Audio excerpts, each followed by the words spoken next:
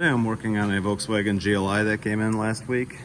This one, it came in, they said it was making bad noises for a couple months, and then all of a sudden the car wouldn't start.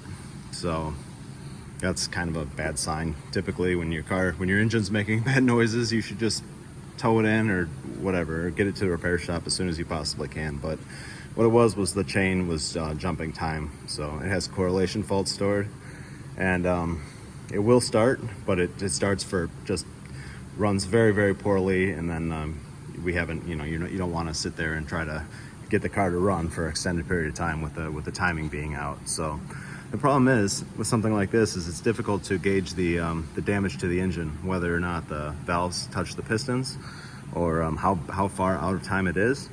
Because the traditional methods you would use would be leak down tests and compression tests and things like that to kind of check to make sure your valves aren't damaged. And you can't really do that when your engine is out of time. So this is something we run into pretty often, especially on these 2 liters with they have known chain issues. I've replaced them very, very often. And this one still has the older style chain, so it's original. The newer ones have doubled up the links, which I guess are supposed to be better. I've seen those fail as well, but maybe they're better than these. I'm not sure. Hopefully they at least got that right.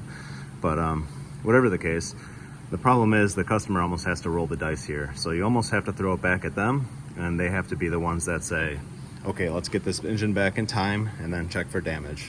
And it's a time-consuming thing, and depending on the severity of the damage, it could total the car. This is a nice car, so I mean, all in all, the body and everything like that's in pretty good shape. It's a newer model, so it'll be worth fixing no matter what, in my opinion. But you can see it has some modifications. But whatever the case, yeah, you almost have to get the engine back into time. So you have to do a timing chain job before you can assess damage, or so it's pretty involved. It's kind of a crappy scenario. It's something that happens pretty often on these.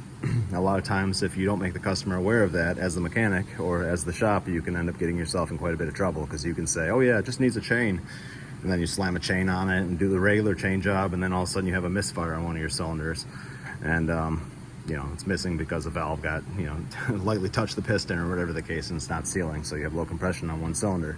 And you have to make the customer aware ahead of time that this is something that we have to do this just to assess the damage. It's kind of a crappy situation, but I can't think of any other real good way to do this. I mean, if you could shut the valve some other way, if you could pull the cam plate off and all of your and then your camshafts would be released, then you could do a leak down test that way. I mean, there's other things you could do, but they're all pretty labor intensive, and it almost makes more sense just to start with the chain. So that's all. Just kind of talking about something you see pretty often. Thanks for watching.